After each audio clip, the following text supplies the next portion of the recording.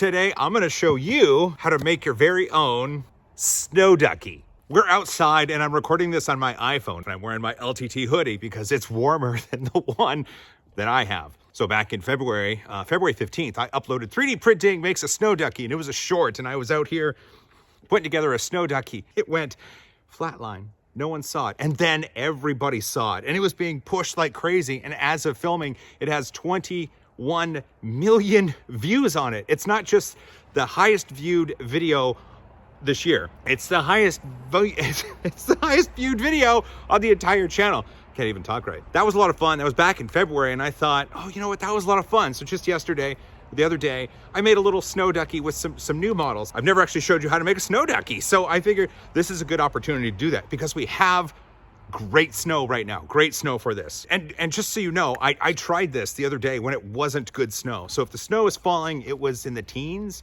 and it wasn't the snow that stuck to itself. And I kept trying and I kept trying and I kept trying. It didn't work. And then snow fell, and it's falling now, where it is like 30 degrees-ish Fahrenheit. So it's working. So let's do this. Okay, so I've got two molds. This is the snow rubber ducky maker on prusaprinters.org, and it is by Recall. And they fit together just like, I can't even do this. They fit together, come on.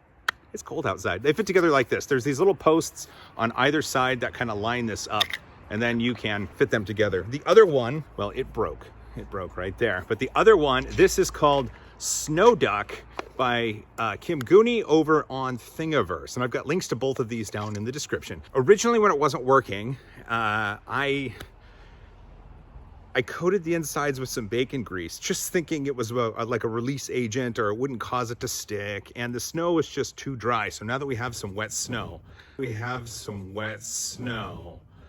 So here, the phone keeps slipping. The phone is actually against a snowbank right now. I'm gonna stop it because it's gonna fall over. Oh. This should work. I've got my molds right here. So what we're gonna do is use some of this snow right here, just because you can see it, and I know it's not yellow snow from the dogs. There we go.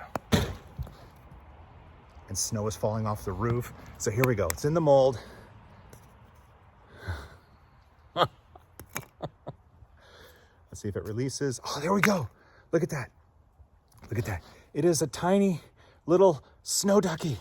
Just a tiny, tiny little ducky. That's great. And then, of course, ceremoniously we do that. Now the bigger one, let's give that a try. I try to get a lot of snow.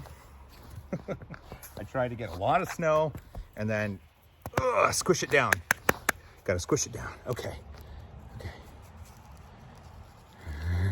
Here we go. Oh, it looks great. Look at that ducky. Look at it. That's great. Oh, this is a good ducky. Both molds were printed on my Project R3D Daedalus and printed using the Matterhackers Quantum PLA. So it's functional and it looks cool. Look at that. That's really cool. In that short, I've seen lots and lots of comments where people said it needs to be thrown because it's a snowball. Hey, that was rude. 3D printing obviously is a functional thing. It's a tool that you can use to make incredible things, but at the same time, it's always a joy to be able to 3D print things that bring more fun into the world. And these models are that. I've got David standing by because he wants to play with the snow ducky. So I got to wrap this up. Thanks for watching. If you made this far, you're awesome. Don't forget to hug each other more. Happy holidays, Happy New Year. And as always, high five.